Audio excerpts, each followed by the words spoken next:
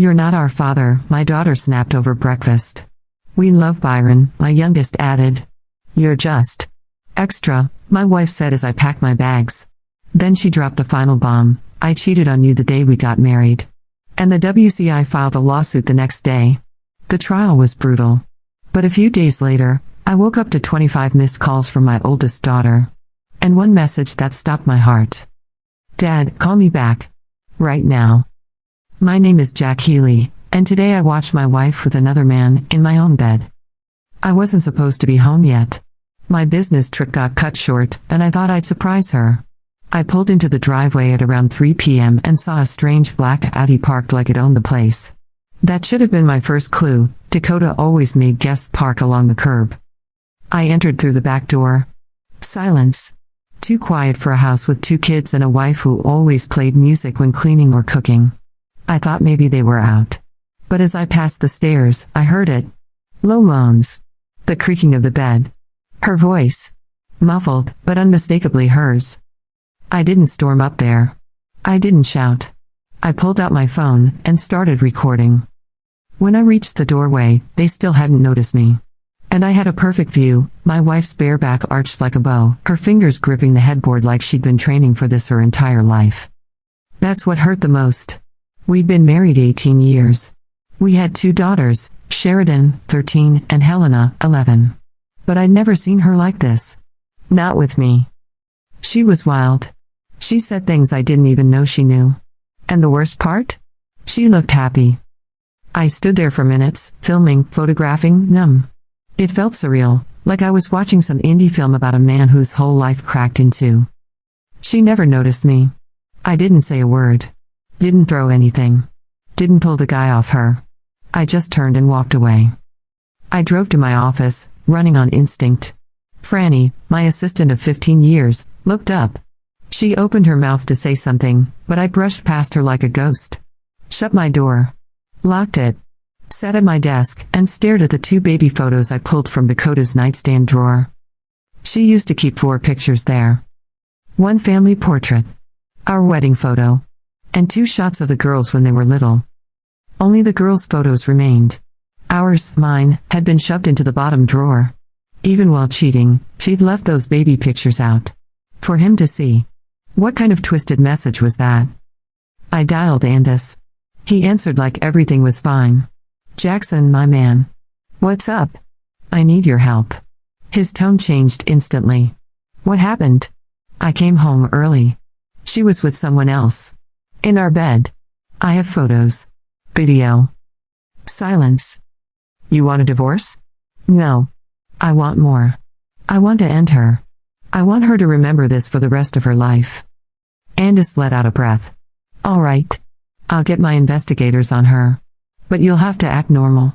Can you do that?" "I'll do whatever it takes. And Jack, don't tell anyone." That night, I went home. Dakota was in the kitchen. That same wide, phony smile she uses for neighbors. "Jack, you're home early. Finished the day at the office," I said. She kissed my cheek, like she hadn't just spent the afternoon with another man. "Dinner's almost ready.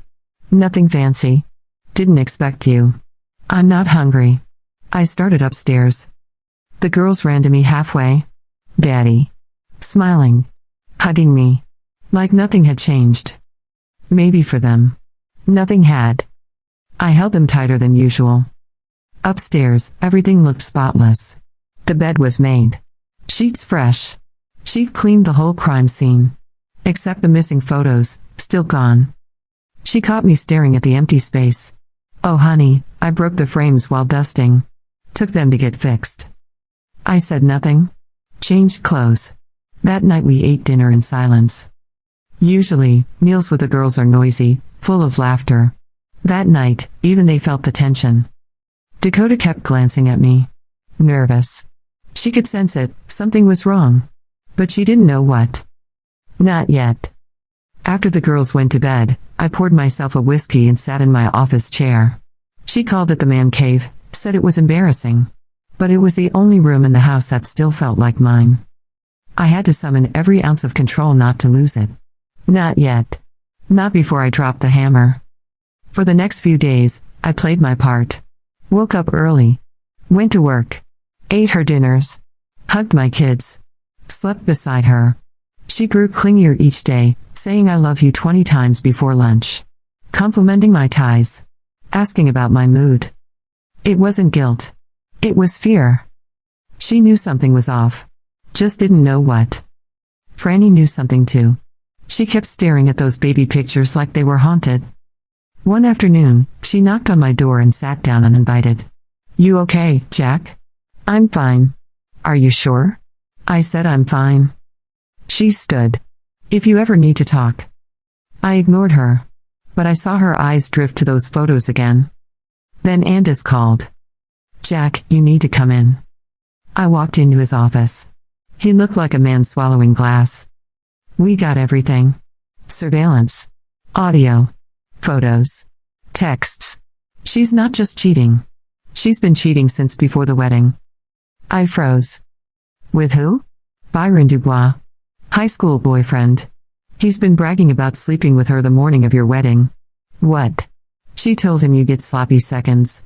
His words, not mine. The room spun. What else? You're not gonna like it. Try me. He didn't blink. Your daughters. There's a good chance they're not yours. That hit harder than everything else. We can't prove it without a test. But we have footage of all four, Dakota, Byron, and the girls, at a park picnic. The kids called him Dad. Hugged him. Played catch. Everything around me went still. Do they know? Andis nodded. They do. I wanted to scream. Break something. But I just sat there. Empty. So. What now? You want out? We file for annulment. Based on fraud. But we've been married 18 years. Doesn't matter. You just found out. You have 4 years to file. But if we go this route, no child support. No alimony. You cut her off. Fully. The next morning, David left early for work, or at least that's what he said. The truth is, every word that came out of his mouth now felt like a rehearsed lie. He gave me the usual kiss, muttered an automatic love you, and I smiled back. But something inside me had shifted. I waited until the front door closed before I started my own mission. While he was planning a future with Rebecca, I was gathering proof. Bank statements, call logs, screenshots from social media, where she had been liking his photos for months, way before the emotional affair supposedly began. I wasn't going to sit and wait for him to break me. I would be the one to draw the line. Quietly, without screaming. That was my power. I met with the lawyer that morning. She was calm, sharp, and efficient. After I told her everything, she looked at me with a kind of focused empathy I hadn't realized I needed. This won't be messy if we don't let it be, she said. You have no kids, a shared home, some savings. If he agrees, it'll be straightforward. I nodded. I didn't want revenge. I wanted clarity. I wanted to reclaim the years I had spent pouring love into a man who had already emptied himself out of our marriage. That night, when David walked in, he looked tired but oddly cheerful. Maybe Rebecca had sent him one of her flirty texts, or maybe he was just relieved that I hadn't confronted him sooner. Either way, I didn't ask. Instead, I handed him a glass of wine and sat across from him at the dinner table. We ate quietly. I studied him the way you study something you're about to let go of, not with anger, but with an almost academic detachment. His smile didn't reach his eyes anymore. Maybe it never did. I just hadn't noticed before. After dinner, I told him I needed to talk. His face tensed instantly. Is this about the other day? He asked. I nodded. I heard everything, David. Your conversation with your mother. Your plans with Rebecca. All of it. His mouth opened, then closed. He looked like a man who'd been hit but couldn't figure out where the blow had come from. I never meant for you to hear it that way, he started. I held up my hand. Don't try to twist it into something it wasn't. You said I was boring. Predictable. That you felt trapped. That you wanted someone exciting. That's not something you say about someone you love. He lowered his eyes. I didn't mean to hurt you. But you did, I said. And then you kept lying. Day after day, kiss after kiss, pretending. I just didn't know how to end it, he whispered. You did know, I said. You just didn't want to be the bad guy. We sat in silence for a moment. I watched him shrink in front of me, like a man finally forced to see himself through someone else's eyes. I met with a lawyer today, I told him. The paperwork is being drawn up. You can move out whenever you're ready. He blinked. You already filed? I'm not waiting for you to grow a spine, I said. You want her? Go. He looked stunned, like he had expected begging or tears. Maybe a desperate plea for him to stay. But what he got was calm finality. And that's what unsettled him most. I'll start looking for a place, he mumbled. Good. And David, I added, next time you want out of a marriage, try being honest. You don't get to destroy someone and then act surprised when they stop letting you. That night, he slept in the guest room. I laid in our bed alone for the first time in 3 years, and I felt something I hadn't felt in a long time. Relief. The ache was still there, but under it was a flicker of something else. Freedom. David moved out 2 days later. No big scene. No final blowout. Just a few boxes, a weak apology, and the sound of his car driving off like he hadn't just walked out on a life I built around him. I stood by the window, arms crossed, watching him go. My hand didn't tremble. I didn't cry. I waited until I heard the silence settle in, the kind that stretches across a house like fog. And then I let it fill me, not with sadness, but with something stronger. Determination. I spent the next few days reclaiming my home. I boxed up the framed pictures of us and threw out the anniversary cards he only ever signed with his name and a lazy heart. I changed the sheets, donated the sweatshirt he always wore, and rearranged the furniture in the living room. Small things, symbolic things. But they mattered. Every drawer I cleaned, every photo I moved, felt like I was undoing the life we built, on my terms. Friends started texting, calling, checking in. At first, I ignored most of them. I didn't want to hear the awkward silence when I told them we were divorcing. I didn't want the pity in their voices or the half-hearted offers for coffee dates and distractions. But eventually, I responded to Sarah, my sister. She already knew everything. She showed up that Friday night with 2 bottles of wine and 0 expectations. No pep talk, no cliches. Just her, sitting cross-legged on my couch, letting me be angry, letting me say the ugly parts out loud. I wasn't boring, I told her. I was consistent. There's a difference. I know, she said quietly. He made it sound like I was this lifeless thing he had to come home to. Like I was furniture. Because he needed a reason to leave, she said. So he invented one. I blinked hard but didn't cry. I was tired of crying for someone who had already replaced me in his head before he'd even packed a bag. The next morning, I went through our old email threads, the shared calendar, the joint bank account. And there it was, her name hidden in little clues. A weekend transaction for lunch at a place I'd never been. A scheduled work trip to a city I knew held no conferences. Her name on the RSVP list for a gallery opening he said he attended alone. It wasn't just betrayal. It was strategy. He had been slowly extracting himself from our life while I held it up with both hands. I made copies of everything. My lawyer said it wouldn't win me anything significant in court, but it was proof. Proof that I wasn't crazy, that my instincts had been screaming the truth for months. And proof that I was done playing the fool. That afternoon, I went to a coffee shop I used to love before marriage routines took over. I ordered my favorite drink, pulled out a notebook, and wrote 1 sentence across the first page. She wasn't boring. She was just with the wrong man. I don't know what it was about that sentence, but it stuck. Later that night, David texted. Hey. Just wanted to check if you're okay. Hope we can talk soon. I stared at the screen. Then I turned it off. He chose to walk out. He doesn't get to walk back in. And for the first time in years, I didn't need to explain myself to anyone. Especially not to the man who never truly saw me. I didn't respond to David's message. There was nothing left to say. But that didn't stop him from trying.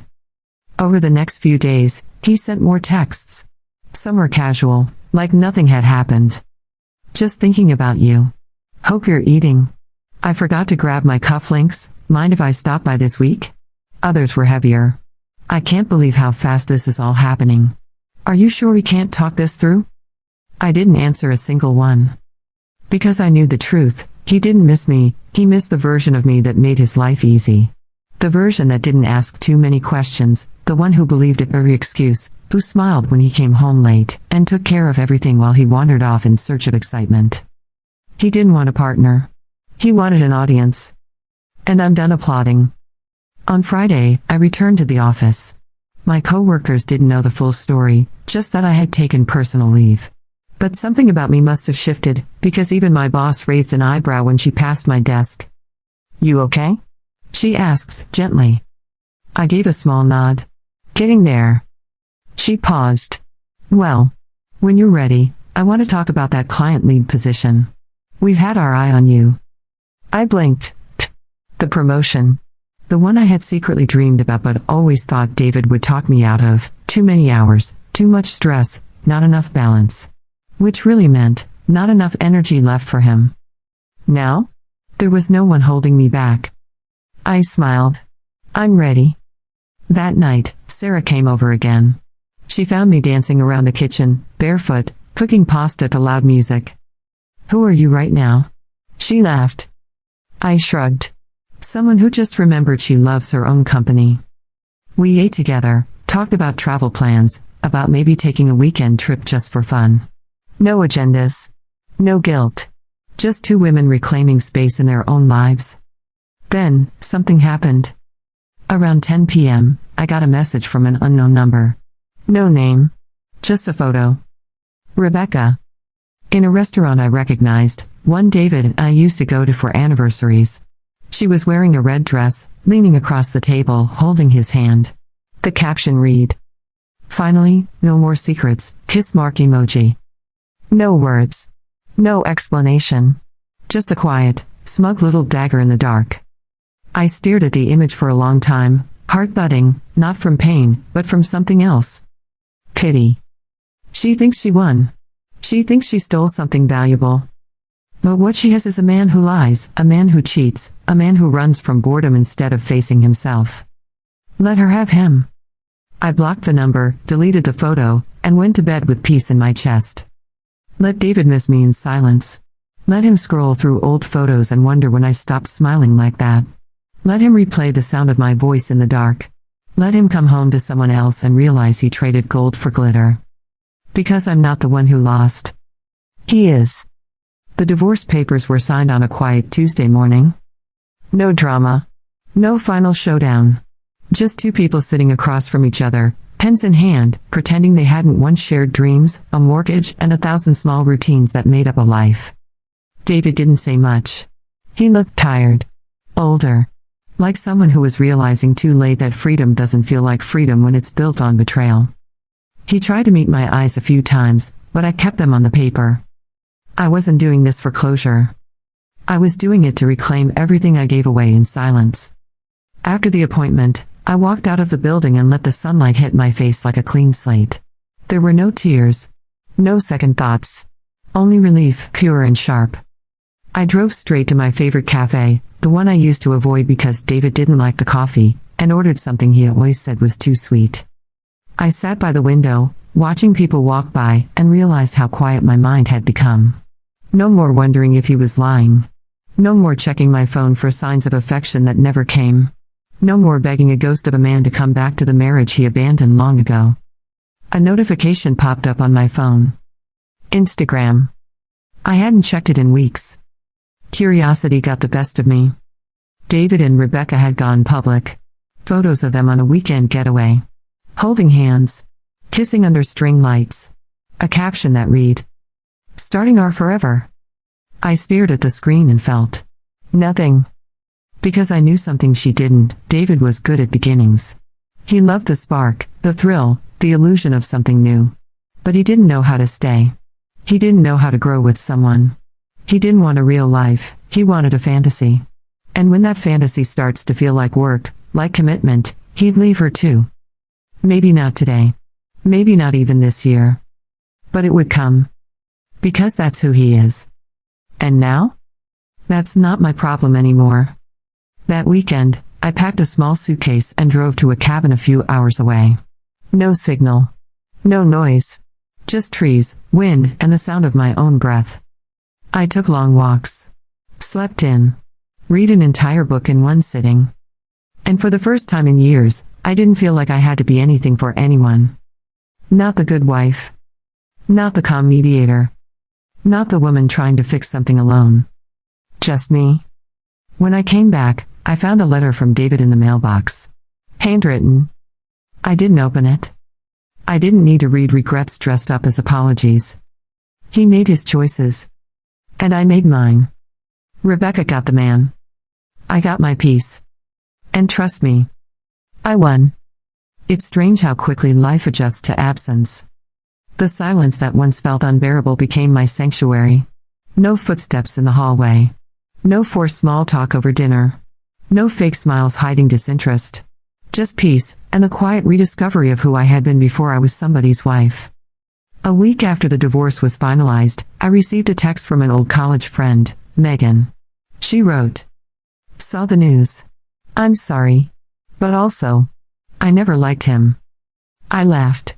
Not because it was cruel, but because it was honest. Megan invited me to a small dinner gathering that weekend. At first, I hesitated. Socializing felt foreign, like trying on a version of myself I hadn't worn in years. But something inside nudged me to go. Not to prove anything. Not to rebound. Just to remember who I was when no one expected me to shrink for their comfort. That night, I wore a deep green dress David once called too bold. I used to change before events to avoid his subtle disapproval. Not anymore. That night, I let my hair down, literally and emotionally, and walked into a room as myself. And it felt good. People laughed at my stories. Someone said, "You're so sharp, I forgot how funny you are." I hadn't forgotten. I had just tucked those parts of me away to make room for a man who didn't appreciate them. After the party, as I was leaving, Megan pulled me aside. "You seem lighter," she said. "I feel lighter," I replied. That same night, around midnight, I got another message. This time from David. "Hey. I know it's late. But I can't stop thinking about everything. I miss talking to you." I stared at the words on the screen. This wasn't love. It was regret disguised as nostalgia. He didn't miss me, he missed the version of his life where he didn't have to face consequences. I didn't reply. The next morning, Sarah called me, furious. Apparently, David had shown up at our parents' house, uninvited. My mother had answered the door, surprised but polite. He'd brought a bottle of wine and started reminiscing, as if trying to charm his way back into the version of my life he'd already abandoned. He said he just wanted to check in, Sarah told me. But Mom said he looked lost. Like a man realizing he bet on the wrong future. Maybe he had. But that wasn't my burden anymore. Let Rebecca hold his hand through that mess. Let her try to understand the cold silences, the sudden withdrawals, the way he avoids confrontation until the damage is already done. Let her be the one who shrinks slowly, quietly, to make him feel bigger. I've already done my time. He left looking for more. He found someone else. And now he wants to wander back? No. I'm not his home anymore.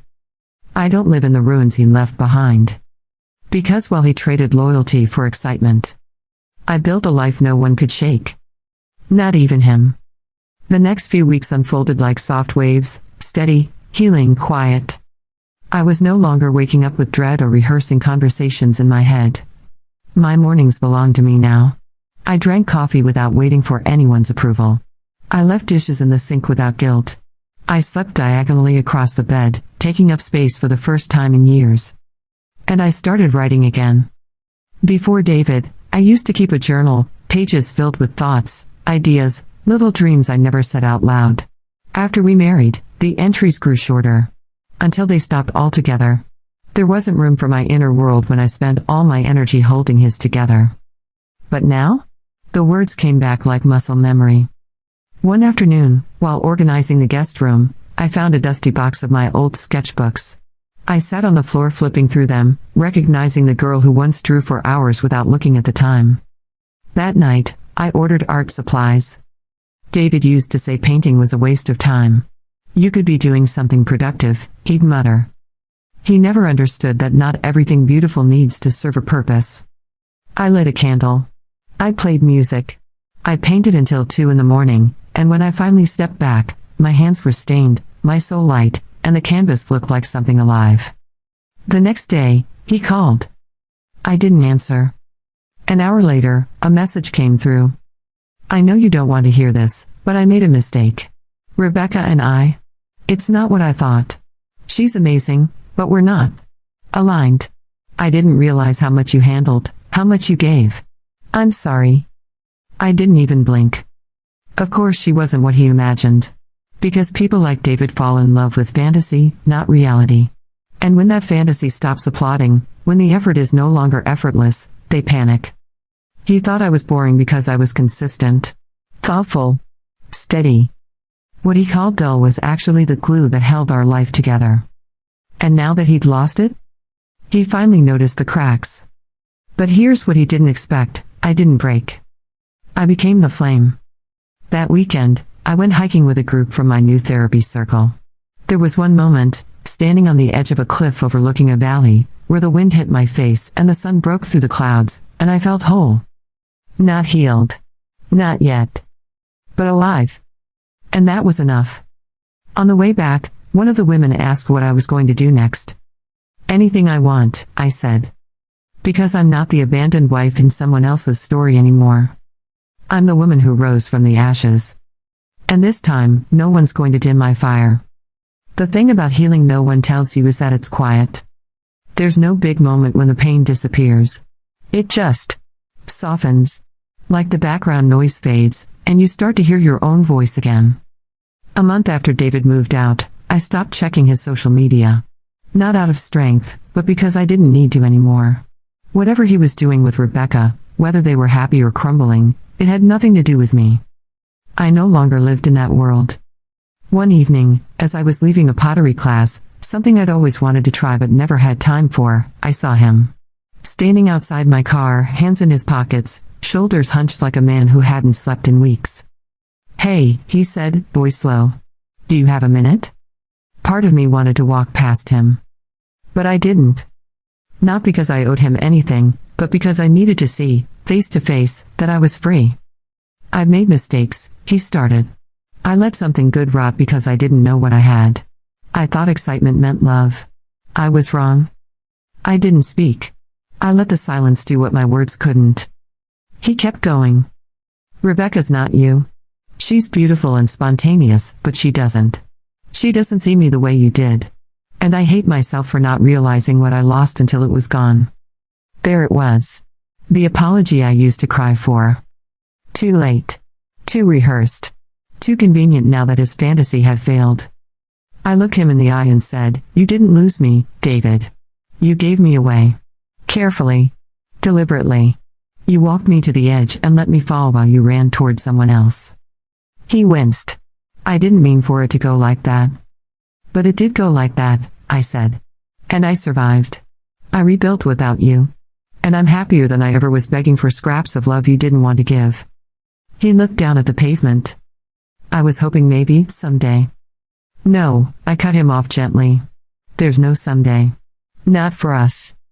The wind picked up around us, sharp but freeing. I don't hate you, I added. But I don't need you. And that's the difference between who I was and who I am now. He nodded, eyes damp. I just wanted to say I'm sorry. I know, I said. And I forgive you. But I'm not waiting for you anymore. I got in my car and drove off. No tears. No regrets. Just peace. Because closure doesn't come from the person who broke you. It comes the moment you realize you don't need their permission to move on. And that day, I moved on for good. I never expected freedom to feel like this. Not loud. Not dramatic. But steady, like the slow, sure rhythm of a heart finally beating for itself. It had been 2 months since I last saw David. 2 months since I looked him in the eye and told him I no longer needed his apology to be whole. Since then, I had done something radical, something quiet and powerful. I started living without explanation. My days were mine again. I woke up when I wanted, danced in the kitchen without glancing over my shoulder, made weekend plans on a whim. And most of all, I stopped narrating my life for someone else's approval. I took a solo trip upstate. A little town with a bookstore, a lake, and no cell signal. I didn't post a single photo. No need. The moments were mine. Not for proving anything. Just for being alive. The morning I returned, I opened my inbox and found a message from Rebecca. Yes, her. The subject line read, "I'm sorry." I opened it, more curious than angry. It was long. Emotional. Dramatic, really. She said she didn't know the full extent of what David had done. That he told her we were separated long before they got involved. That he painted me as cold, disinterested, barely present. She said she believed him. Wanted to believe him. Until she didn't. Apparently, things with them had already started to crack. He'd grown distant. Dismissive. Started working late. Sound familiar? She wrote, "I thought I was the exception. Turns out I was just the next version of you in his pattern." At the bottom, she said, "I know I don't deserve your forgiveness, but I wanted you to know I'm walking away too." I closed the message and sat back. Not because I forgave her, but because I no longer needed to carry the weight of hating her. She didn't steal David from me. David was never really mine to begin with. He was always chasing the next thing. Always needing someone new to validate him. He was never looking for a partner, just a mirror to admire himself in. Let her go find her healing. I had already found mine. That evening, I hosted a small dinner at my place. Just Sarah, Megan, and a few others who'd quietly stood beside me while I fell apart and rebuilt. We cooked together. Laughed too hard. Drank wine until our cheeks were flushed. At one point, Sarah raised her glass and said, "To the woman who lost everything. And still found more." They all cheered. And I smiled, not because I agreed, but because I knew something even better. I didn't lose everything. I lost him. And somehow, that was the beginning of everything else. I used to believe that heartbreak ended with closure. With an apology. A revelation. Some final, cinematic moment that made all the pain worth it. But now I know better. Healing doesn't come with fireworks. It comes on a Tuesday morning, when you wake up and realize you didn't think about him once the day before. When your laughter is real again.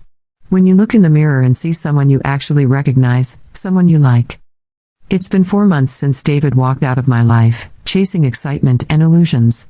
4 months since I stopped trying to be the perfect wife for someone who couldn't even be a decent man. He still texts sometimes. Small things. Saw your favorite movie on TV tonight. Thought of you. Hope you're well. I don't reply. Not because I'm angry. Because there's nothing left to say. Recently, I got promoted at work, finally managing the kind of campaigns I used to dream about. I celebrated with my team, went home, and poured a glass of wine on my own. No one to impress. No one to update. Just me, and that quiet, powerful pride. The house feels different now. Warmer. Brighter. Not because I changed the furniture or the color of the walls, but because I'm no longer walking on eggshells. I'm no longer shrinking to fit into someone else's expectations. And the best part? I started painting again. Not just in the late hours of the night, but boldly, openly. I even signed up for a local art showcase. People came. People clapped. And afterward, someone asked where I found my inspiration. I smiled and said, I finally stopped apologizing for taking up space. They didn't need the full story. They didn't need to know the name of the man who left, or the woman who replaced me. Because none of that defines me now. I'm not the wife who got left. I'm not the woman he called boring. I'm not a cautionary tale. I'm the woman who refused to stay broken. The woman who took heartbreak and turned it into a beginning. The woman who let him go and never looked back. And if you're listening to this and wondering if you'll ever get there, let me say this. You will. Because sometimes losing someone isn't the end. It's the door you were too afraid to open. Until they closed it for you.